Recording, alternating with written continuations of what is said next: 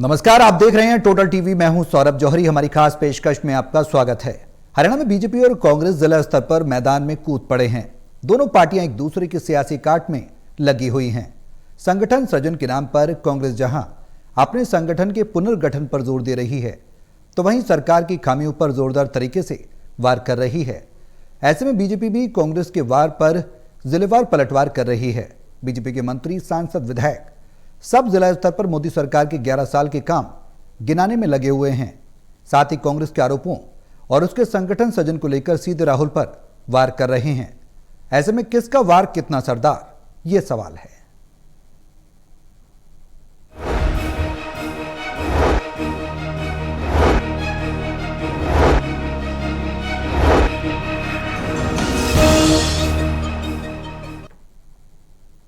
तो अब सियासी तैयारियों के बीच जहां कांग्रेस संगठन सृजन पर जोर दे रही है, जिला स्तर पर, ब्लॉक स्तर पर, बूथ स्तर पर तैयारियां करने की बात कर रही है और आगे जाके संगठन निर्माण की बात जोर पकड़ रही है कांग्रेस के अंदर। हालांकि ये बेमानी सा नजर आता है, क्योंकि कांग्रेस के अंदर धड़ों की जो जोर आजमाइश है वो एक लंबे समय से, बीते एक दशक से ज्यादा देखने को मिलती रही है।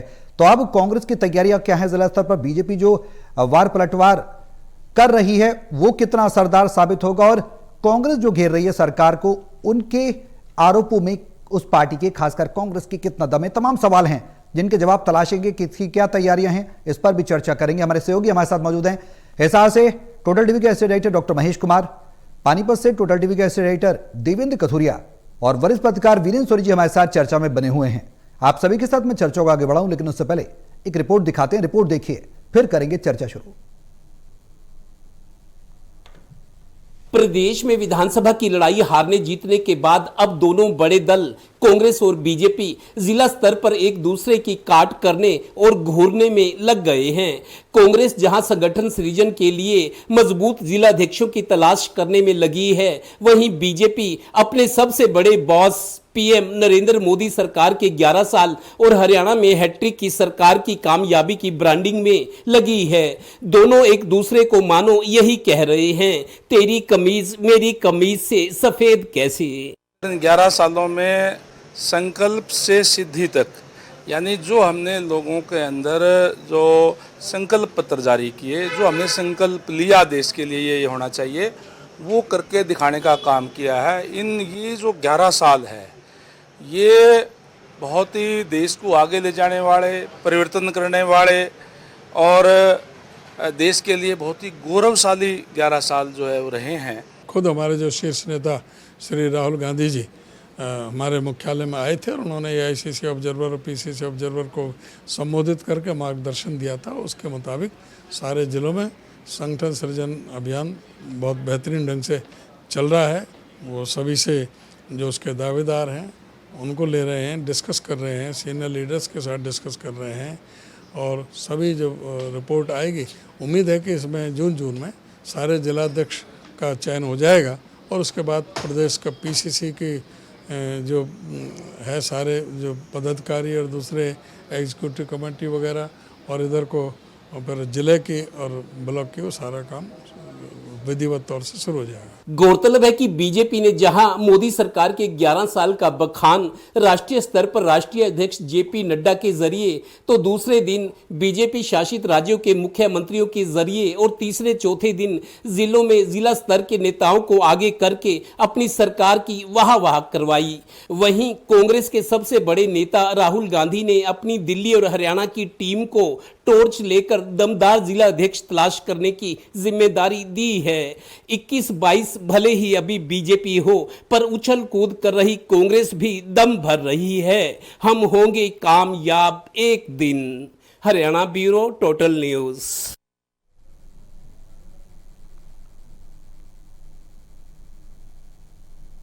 तो वो एक दिन कांग्रेस कितनी कामयाब होगी, ये सवाल सबसे बड़ा है और ये बना हुआ है। और कांग्रेस की तैयारियां क्या हैं, ये भी अब देखने वाली बात है, क्योंकि सबकी निगाहें हरियाणा कांग्रेस पर ही टिकी हुई हैं कि बीजेपी तो लगातार एक के बाद एक हैट्रिक लगा रही है और कांग्रेस की स्थिति दयनीय होती जा रही है और चुनौतियां उसके सामने अपरंपार हैं। और देवेंद्र, अगर तैयारियों की बात की जाए तो जिलेवार स्तर पर जोर आजमाइश देखने को मिल रही है। सबसे बड़ा सवाल यही है कि अब किसकी क्या तैयारी, अब की बार किसकी बारी, ये बड़ा सवाल है। देखिए सौरभ, 8 महीने हो गए हैं बीजेपी सरकार बने, एक राजनीतिक इतिहास बना है कोई पार्टी तीसरी बार या कोई सरकार तीसरी बार आई हो। तो 8 महीने हो गए हैं, बीजेपी आराम से राज कर रही थी, मुख्यमंत्री जी दौरे कर रहे थे। अचानक राहुल गांधी 4 जून को आए चंडीगढ़। हालांकि तैयारी पहले से थी, उनके शेड्यूल पहले से था। राहुल गांधी 4 जून को आए, 3 घंटे रहे। 3 घंटे के दौरान कांग्रेस नेताओं के साथ 2 बैठकें हुई। जिस तरीके की बातें उन्होंने की, जो इरादा दिखाया और जिस तरीके सख्ती का मूड दिखाया, सबको काम पे लगा दिया। जो काम 11 साल में नहीं हुआ, उस काम को 25 दिन में करने का दम भरी है कांग्रेस। और ये कहा है कि 30 जून तक हम अपनी जिलाध्यक्ष की जो कमेटी है वो बना देंगे, और साथ जिलाध्यक्ष के साथ साथ बूथ लेवल की कमेटियां शायद बीजेपी से नसीहत या सीख ली है।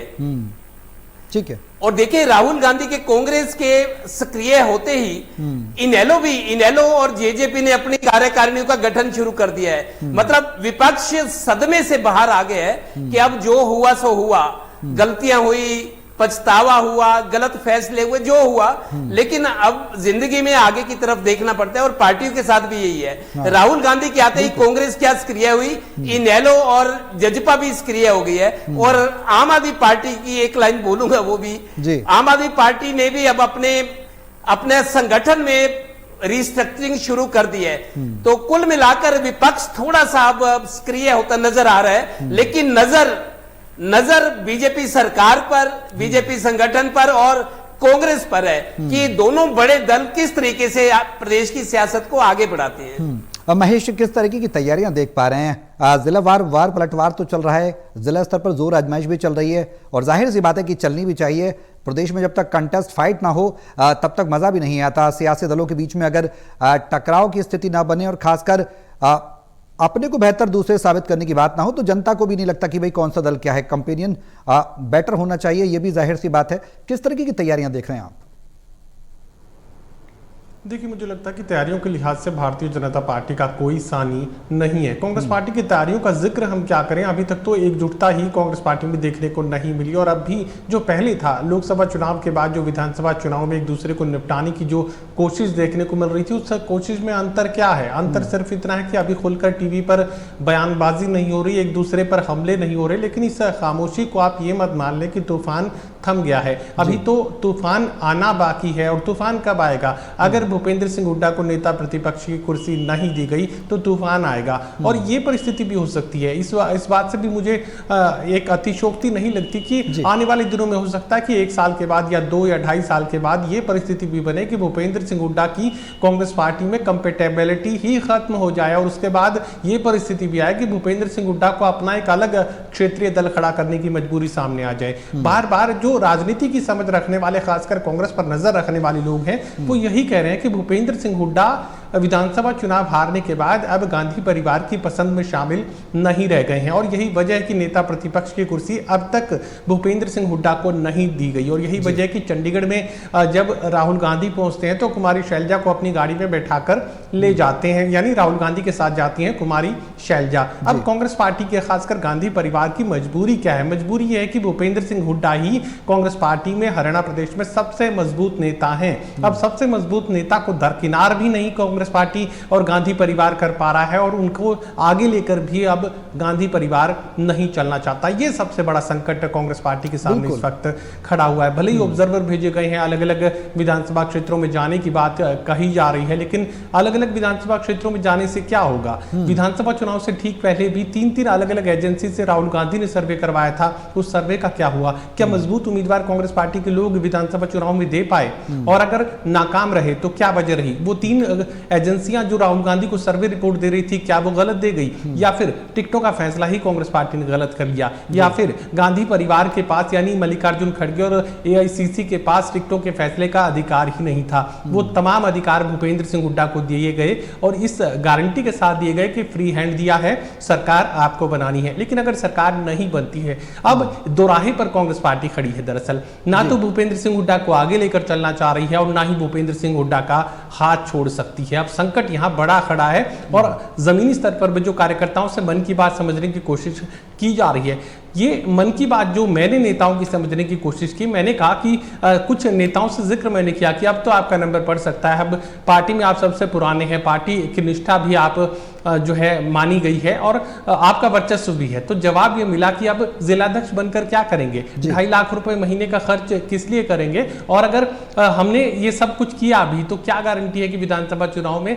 जिलाध्यक्ष को टिकट के लिए कंसीडर किया जाएगा, एक बार फिर से नीलामी नहीं होगी। तमाम इस तरह के सवाल कांग्रेस पार्टी के उन नेताओं के जहन में इस वक्त बने हुए हैं जो टिकटार्थी माने गए थे, जो सबसे मजबूत माने जाते हैं, जो कांग्रेस पार्टी के जिलाध्यक्ष के मजबूत दावेदार हो सकते हैं और मजबूत दावेदार अपनी दावेदारी करने के लिए तैयार नहीं है। तो कांग्रेस पार्टी कहां से मजबूत जिलाध्यक्षों की बात कर रही है और ये मजबूत जिलाध्यक्ष कैसे मजबूत हो पाएंगे अगर पार्टी धड़ों में बटी हुई है। और भारतीय जनता पार्टी इसीलिए आराम से बेहद सुकून के साथ है, भले ही मोदी का ये राष्ट्रीय कार्यक्रम है और 11 साल बेमिसाल और उस तरीके से संकल्प से सिद्धि कार्यक्रम चलाए जा रहे हैं, अलग अलग जगहों पर प्रदर्शनी की जा रही है, तमाम नेता अलग अलग इलाकों से आकर प्रेस कॉन्फ्रेंस कर रहे हैं, लेकिन ये राष्ट्रीय परिप्रेक्ष्य में है, राष्ट्रीय संदर्भ में यहाँ मोदी की 11 साल की उपलब्धियां गिनवाई जा रही हैं। भारतीय जनता पार्टी को कम से कम हरियाणा प्रदेश में हाल फिलहाल तो कांग्रेस पार्टी की चिंता करने की जरूरत ही नहीं है। वीरेंद्र जी, किस तरह से देख पा रहे हैं बीजेपी लगातार 11 साल मोदी सरकार की उनके कामों को, योजनाओं को प्रदेश में कैसे पहुंचाया गया, अमली जामा किस तरह से बनाया गया, और आगे की अगर बात की जाए तो रोड मैप की भी तैयारियां लगातार बीजेपी युद्ध स्तर पर कर रही है। इसका कोई सानी नहीं बीजेपी का, ये बात महेश भी इस बात की तस्दीक कर चुके हैं, हम चर्चा में भी कई बार इस बात की चर्चा कर चुके हैं। अगर बात अब कांग्रेस की करें तो किस तरह की तैयारियां नजर आती हैं? 11 साल में जो काम नहीं हुआ 25 दिनों में हो जाएगा, जिस तरीके से हमने अपनी रिपोर्ट में भी दिखाया, क्या लगता है सर? देखिए, कांग्रेस का अभी संगठन स्तर पर ही जो है द्वंद्व चल रहा है और आगे चलकर कांग्रेस किस दिशा में जाती है ये अभी कहना मुश्किल है जी। और कांग्रेस की ये स्थिति देखिए, जिस तरह से अभी ये तो काल्पनिक प्रश्न है कि भूपेंद्र सिंह हुड्डा को अगर विधायक दल का नेता नहीं बनाया जाता या उनके समर्थक को नहीं बनाया जाता या उनकी उपेक्षा की जाती है तो उनका क्या रवैया रहेगा। मुझे नहीं लगता कि वो कोई क्षेत्रीय दल की ओर जाएंगे या कोई कांग्रेस से बगावत करेंगे, क्योंकि जो लोग कांग्रेस से टूट कर गए हैं या जिन्होंने बगावती तेवर अपनाया, अंततः उनको कांग्रेस की शरण में आना ही पड़ा है। बिल्कुल। तो हो सकता है कि भूपेंद्र सिंह कोई दूसरा पग उठाएं, लेकिन वो कांग्रेस से बगावत करके क्षेत्रीय दल इस उम्र में बनाने का जोखिम तो लेंगे नहीं। और देखिए, अब दीपेंद्र हुड्डा का भविष्य का सवाल है, तो इन सब बातों को देखते हुए कि कांग्रेस में गुटबाजी तो रहने वाली है, लेकिन भारतीय जनता पार्टी के मुकाबले में कांग्रेस का ना तो संगठन है, और जिस तरह भारतीय जनता पार्टी अपनी उपलब्धियों को बुनाती है, कांग्रेस के पास ऐसी कोई रणनीति भी नहीं है। भाई, कांग्रेस भारतीय जनता पार्टी के खिलाफ आक्रामक रवैया अपनाने का साहस ही नहीं रखती। कांग्रेस के जो नेता जो निगम चुनाव लड़ने को तैयार नहीं थे, वो अब आगे चलकर क्या कांग्रेस के पक्ष में किस तरह का वातावरण बना पाएंगे ये कहना अभी मुश्किल है। अब ये देखिए, अब भारतीय जनता पार्टी में जो लोग शामिल हुए हैं, कांग्रेस में भी रहे हैं, किरण चौधरी का उदाहरण है। किरण चौधरी पहले विधानसभा में भारतीय जनता पार्टी की सरकार को घेरती थी, किसानों के मुद्दे पर घेरती थी, केंद्र सरकार की आलोचना करती थी, मोदी सरकार की। लेकिन अब जब भारतीय जनता पार्टी में शामिल हो गई है तो वो अब अपने कार्यकाल को, अपने समय को भूल गई हैं। अब वो 11 वर्ष की मोदी सरकार की उपलब्धियों की चर्चा कर रही हैं। चौधरी वीरेंद्र सिंह पहले भारतीय जनता पार्टी में रहे, भारतीय जनता पार्टी का गुणगान करते थे, अब वो कांग्रेस में, अब उनको भारतीय जनता पार्टी का वो शासनकाल भी जिसमें वो सत्तारूढ़ थे, जिसमें वो मंत्री थे, उनको अब उसमें भी खामियां नजर आती हैं। तो ये नेताओं का चरित्र बदलता रहता है, लेकिन जनता समझती है भारतीय जनता पार्टी अपनी उपलब्धियों को तो गिनाती है, इसमें कोई दो राय नहीं, गिनानी भी चाहिए। लेकिन क्या विदेशों से काला धन लाने की बात थी, क्या उसके बारे में भारतीय जनता पार्टी के नेता कोई उल्लेख करते हैं? ये लोग, विपक्ष के लोग सवाल उठाते हैं और इसमें तर्क भी है। लेकिन भारतीय जनता पार्टी अपनी उपलब्धियों को बनाने में कांग्रेस से बहुत आगे है। कांग्रेस का जो भी एक दायरा है वो बहुत सीमित है, और जहां तक भारतीय जनता पार्टी की आक्रामक कार्यशैली है उसके मुकाबले में कांग्रेस कहीं टिकती नहीं। तो ऐसे मात्र संगठन बना देने से ही भी कांग्रेस का कायाकल्प हो जाएगा, ऐसा दिखाई देता नहीं है। कांग्रेस के लिए जो रास्ता आगे की राह है काफी कठिन है। आगे नेतृत्व में भी अंतर्द्वंद है, और कांग्रेस के जो कार्यकर्ता है क्या वो आकर अब संघर्ष के लिए तैयार हैं? क्या जनता के बीच जाएंगे, कांग्रेस की विचारधारा को आगे बढ़ाएंगे? ये सब कांग्रेस के लिए आने वाला समय जो है परेशानी का रहने वाला है। देवेंद्र, दिल्ली और हरियाणा की टीम, हमने अपनी रिपोर्ट में भी जिक्र किया कि टीम जो है वो कांग्रेस ने उसको जिम्मेदारी दी है, किस तरह की जिम्मेदारियां दी गई हैं और क्या कुछ रोड मैप तैयार किया गया है पार्टी के द्वारा, क्योंकि चुनौतियां काफी हैं, चुनौतियों के लिए समाधान भी ढूंढना पड़ेगा, तो ढूंढने के लिए समाधान क्या तैयारियां हो रही हैं प्रदेश स्तर पर? देखिए सौरभ, राहुल गांधी 4 जून को हरियाणा आए थे और कांग्रेस के बड़े नेता, चाहे वो भूपेंद्र हुड्डा हो, दीपेंद्र शैलजा, सब कह रहे हैं कि हरियाणा के मामले को देखिए, गुजरात में राहुल गांधी ने जो संगठन सृजन का जो एक नया टर्म गढ़ी है जी, वो राहुल गांधी अपने लेवल पे और मल्लिकार्जुन खड़गे कर रहे हैं राष्ट्रीय स्तर पर। गुजरात में उन्होंने जो पैटर्न लागू किया है वही हरियाणा में अप्लाई करने की कोशिश करे और मध्य प्रदेश भी साथ साथ चल रहा है। कांग्रेस के नेता कहते हैं यही पैटर्न जो गुजरात में सफल होता नजर आ रहा है कि एक जिलाध्यक्ष के साथ 3-3 और लगा दो जिला कार्यकारी, ताकि वो जिलाध्यक्ष को मजबूत करे और 4 आदमी मिलकर जिले को मजबूत करे। गुजरात में ऐसा हुआ है और मध्य प्रदेश में हो रहा है और उसके बीच कांग्रेस में जान फूकने के लिए राहुल गांधी आ गए। देखिए, राहुल गांधी ने एक चीज मेरे को जरूर लगती है सौरभ जी, ये जो 22 केंद्रीय पर्यवेक्षक आए हरियाणा में 22, इनमें बार बार उदय भान कह रहे हैं कि 9 तो सिटिंग एमपी हैं जो अभी सांसद हैं, 9 संसद के सदस्य हैं और उनमें कुछ पूर्व मंत्री हैं। पानीपत में जैसे परसों आए थे छत्तीसगढ़ के पूर्व मंत्री जय किशन अग्रवाल। तो कांग्रेस ने बाहर के बिना हरियाणा से कोई लिए जो केंद्रीय पर्यवेक्षक भेजे हैं वो दूसरी स्टेट के हैं और बड़े कद के नेता है, कोई पूर्व मंत्री है, कोई मौजूदा सांसद है, कोई अलग अलग स्टेट से है और जो कांग्रेस के प्रति वफादार हैं। जिस तरीके से राहुल गांधी ने इनको सख्ती से कहा है कि 30 जून तक ही सारा काम होना चाहिए, राहुल गांधी खुद आए, खुद डायरेक्शंस दी और रिपोर्ट मांगी जा रही है। जो ऑब्जर्वर आए हैं 22 और कुल 22 जिलों में प्रदेश के 90 लोग हैं जिनमें प्रदेश के ऑब्जर्वर्स हैं और 22 केंद्रीय ऑब्जर्वर। इन केंद्रीय ऑब्जर्वर्स ने रिपोर्ट कंपाइल करके एआईसीसी को भेजनी है और एआईसीसी के स्तर पर केसी वेणुगोपाल जो संगठन के राष्ट्रीय महासचिव हैं उस लेवल पे फैसला होगा। केंद्र, देखिए, स्टेट के नेताओं की राय ली जाएगी लेकिन फैसला दिल्ली में बैठकर होगा। जो एक नया पैटर्न अपनाया गया और जिस तरीके से डेडलाइन दी है, मेरे को लगता है कांग्रेस अगर अब भी कुछ नहीं कर पाई तो फिर तो राम भरोसे ही चलेगा। लेकिन मेरे को लगता है कुछ ना कुछ संगठन बनाकर कम से कम सड़कों पर आने लायक, लड़ने लायक, लोगों में भरोसा जगाने लायक कांग्रेस नजर आएगी अगर संगठन टाइम से और सक्षम संगठन बनता है। बिल्कुल सक्षम बनता है, मजबूत बनता है, भरोसे के लोग पार्टी के अंदर आते हैं, संगठन निर्माण होता है और नेता प्रतिपक्ष को लेकर भी कई सवाल खड़े हो रहे हैं। महेश, ये जो तैयारियां हैं जिस तरीके से देवेंद्र जिक्र कर रहे हैं, आपने खुद जिक्र किया कि हुड्डा को अगर साइडलाइन करते हैं तो बारूद के ढेर पर बैठी है कांग्रेस, हुड्डा को साइडलाइन करते हैं तो क्या कुछ विकल्प होगा? और वीरेंद्र जी ने भी कहा कि अगर हुड्डा को साइडलाइन किया जाता तो उनके पास कोई विकल्प नहीं होगा, क्योंकि चौधरी बीरेंद्र सिंह सरी के नेता हमने देखा कि कांग्रेस को छोड़ के फिर कांग्रेस में आ गए, बीजेपी में गए थे फिर कांग्रेस में आ गए। ऐसे तमाम बड़े नाम हैं जिनका जिक्र अक्सर हम करते रहे हैं। अब जो बड़े प्रयोग की बात देवेंद्र भी कर रहे हैं, इन सवालों में 2 सवाल हैं। देवेंद्र भी कर रहे हैं कि 9 सिटिंग एमपीज हैं और बाहर के, हरियाणा के बाहर के कुछ नेताओं को पार्टी लेकर आई है। 22 जो जिलों के अध्यक्षों की जो पैनल बनाया गया है, अब तैयारियां किस तरह की हैं और जो बड़े प्रयोग हैं, क्या माना जा सकता है कि अब बड़े प्रयोग किए जा रहे हैं, राहुल गांधी कर रहे हैं बड़े प्रयोग क्योंकि बाहर के नेताओं को लेकर आ रहे हैं हरियाणा के अंदर? देखिए, बिल्कुल बड़ा प्रयोग तो आप इसे मान सकते हैं। जिस तरीके से एआईसीसी ने अलग अलग प्रदेशों से पर्यवेक्षक बुला गए हैं और बड़े कद के नेताओं को ये जिम्मेदारी दी गई है। देखिए, एक्सपेरिमेंट में कमी नहीं है, लेकिन यहाँ परेशानी क्या है? यहाँ परेशानी है कि कांग्रेस पार्टी के हरियाणा प्रदेश में दिग्गज जो शक्ति केंद्र बन चुके हैं और पार्टी आलाकमान को शायद ही वो कुछ समझ पा रहे हैं या समझने की जहमत भी वो नहीं उठाते हैं। तो मानकर चलिए कि यहाँ पर हरियाणा प्रदेश की दरअसल मजबूरी क्या है, यहाँ पर कांग्रेस पार्टी के कार्यकर्ता नहीं है। यहाँ पर अगर कांग्रेस पार्टी से जुड़े लोग हैं तो वो नेताओं के साथ डायरेक्टली कनेक्टेड हैं। वो फिर भूपेंद्र सिंह हुड्डा के लोग हैं, वो फिर शैलजा के लोग हैं, वो कैप्टन अजय यादव के लोग हैं, वो रणदीप सिंह सुरजेवाला के लोग हैं, वो कांग्रेसी नहीं है। अगर कांग्रेस पार्टी इन्हें एक धारा में, एक धागे में पिरोने की कोशिश करती है और वो किसी हद तक अगर उसमें कामयाब होती है, तब आप ये मानकर चलिए कि भारतीय जनता पार्टी से किसी भी तरह की मुकाबले की जो स्थिति है, जो सोच है, फिर पैदा हो सकती है। जब तक ये नेता अलग अलग रहेंगे, एक दूसरे को निपटाने की कोशिश करते करते रहेंगे,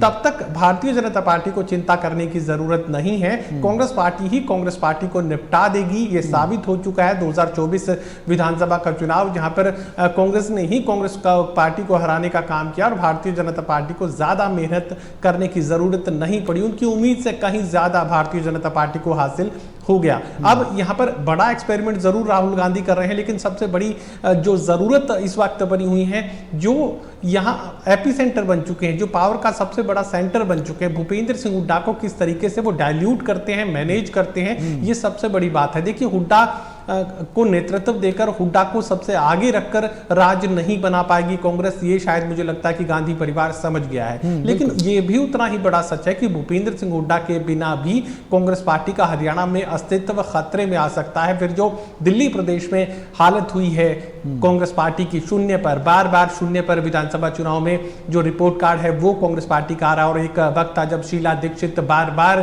कांग्रेस पार्टी की सरकार दिल्ली प्रदेश में बना रही थी। अब अगर भूपेंद्र सिंह हुड्डा को दरकिनार कर देते हैं तो पार्टी का जो अस्तित्व है कांग्रेस पार्टी का, वो हरियाणा में खतरे में आ जाता है। तो विकल्प का जिक्र आप कर रहे थे, देखिए विकल्प बहुत बड़ा कोई विकल्प कांग्रेस पार्टी के पास है भी नहीं, लेकिन भूपेंद्र सिंह हुड्डा को आगे रखकर सत्ता तक नहीं पहुंचा जा सकता, ये भी कांग्रेस पार्टी के लोग समझ रहे हैं। फिलहाल डायरेक्ट कनेक्टिविटी का जिक्र मुझे लगता है कि किया जा सकता है। यहाँ पर राहुल गांधी रिमोट को अपने हाथ में लेने की कोशिश में है। और जो जिलाध्यक्ष, जो मजबूती का जिक्र यहाँ पर किया जा रहा है, राहुल गांधी ये जरूर समझ चुके हैं कि अगर किसी बड़े चेहरे को जिम्मेदारी दी जाती है तो वो अपने तरीके से, अपने रिमोट से इन तमाम जिलाध्यक्षों को चलाने की कोशिश करेगा। और फिर जो मध्य प्रदेश में हुआ कांग्रेस पार्टी के साथ, फिर जो राजस्थान में हुआ, फिर जो हरियाणा में हुआ, वही दोहराया जाएगा। तो मुझे लगता है कि यहाँ सेंट्रलाइज्ड कमांड सेंटर बनाने की कोशिश राहुल गांधी की तरफ से की जा रही है। जिलाध्यक्षों को सीधा दिल्ली से जोड़ा जाएगा, गांधी परिवार के साथ जोड़ा जाएगा, मल्लिकार्जुन खड़गे के साथ जोड़ा जाएगा, और सेंट्रलाइज्ड कमांड सेंटर से ही पूरी कांग्रेस को अब चलाने की कोशिश, नई कोशिश देखने को मिलेगी।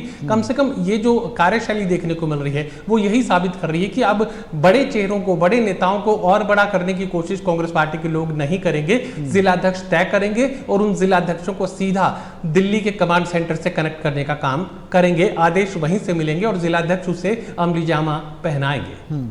वीरेंद्र जी, क्या लगता है, जिस तरह से बात कर रहे हैं, महेश बता रहे हैं कि कांग्रेस के अंदर बड़ा परिवर्तन होगा और जिलाध्यक्ष जो है सीधे सेंट्रल से, यानी कि दिल्ली से कनेक्ट होंगे। हालांकि कई बार भूपेंद्र हुड्डा भी इस बात को लेकर सवाल उठा चुके हैं, मौजूदा सरकार पर भी सवाल उठा चुके हैं कि केंद्र के रिमोट से प्रदेश की सरकार चल रही है, हरियाणा में ऐसा कभी नहीं हुआ। क्या ये तमाम बातें डाइल्यूट होती हैं? क्या ये बातें मानी जा सकती हैं कि आने वाले समय में इतने बड़े बड़े प्रयोग देखने को मिलेंगे तो बड़ा परिवर्तन आएगा? देखिए, अब कांग्रेस ने समय समय पर कई फैसले किए, क्या उन फैसलों को लागू किया? ये भी एक तय किया गया था, कांग्रेस अधिवेशन में तय हुआ था कि जो लोग 50,000 मतों के अंतर से हार जाते हैं उन्हें टिकट नहीं दिया जाएगा। लेकिन चुनाव के समय सब ये भुला दिया जाता है। अब देखिए, अगर हम युवा कांग्रेस का देखें तो उसके चुनाव की प्रक्रिया अलग है। वहां वोटिंग होती है पदाधिकारी चुनने के लिए, अध्यक्ष चुनने के लिए, लेकिन वो प्रक्रिया अलग है। अब जो कांग्रेस के जो जिला अध्यक्ष बन रहे हैं या प्रदेश अध्यक्ष बनेंगे, उसके लिए प्रक्रिया अलग है। तो कांग्रेस भी अपने आप में अंतर्द्वंद में है, भाई कौन सी संगठन की नीति अच्छी है, कौन सा संगठन का आपका जो तरीका है वो ठीक है। तो कांग्रेस की नीति अलग है, युवक कांग्रेस के लिए अलग नीति है और कांग्रेस के लिए अलग है। तो ऐसी स्थिति में कांग्रेस तो अपने द्वंद में है। और ये भी देखिए, कांग्रेस में क्या ये संभव है, जिस तरह भारतीय जनता पार्टी में है, जो कार्यकर्ता मंच पर है, जो वो नीचे भी आ सकता है, दरी पर भी बैठ सकता है, जो दरी पर बैठा है वो मंच पर भी जा सकता है। ये बहुत बड़ी बात क्या है। कांग्रेस में ऐसा संभव है? तो कांग्रेस के चाहे बड़े नेता हैं, चाहे भूपेंद्र सिंह हुड्डा हो, वो दीपेंद्र हुड्डा को आगे बढ़ाते हैं, वीरेंद्र सिंह अपने बेटे ब्रजेंद्र सिंह को आगे बढ़ाते हैं, रणदीप सुरजेवाला अपने बेटे को आगे लेकर विधायक बनाया उन्होंने। तो कांग्रेस में तो ये है ही। हालांकि परिवारवाद से भारतीय जनता पार्टी में छूती नहीं है, लेकिन कांग्रेस में कोई अंकुश नहीं है। भारतीय जनता पार्टी में केंद्रीय नेतृत्व का अंकुश है। तो इसलिए, हालांकि देखिए, वहां अनुशासन भी है, वहां अगर अनुशासन में गड़बड़ होती है तो केंद्र का चाबुक आ जाता है। लेकिन यहां जो केंद्र कमजोर है और केंद्र की इस कमजोरी का जो है प्रदेश स्तर के नेता लाभ उठाते रहे हैं। और ऐसे में अगर कांग्रेस ने कोई सटीक रणनीति नहीं बनाई तो आने वाले समय में कांग्रेस के लिए परेशानी बन सकती है। और ये भारतीय जनता पार्टी सरकार को रिमोट से चलाने की बात करते हैं, ऐसी बात तो कभी रही नहीं है, क्योंकि भारतीय जनता पार्टी में संगठन की अलग से व्यवस्था है।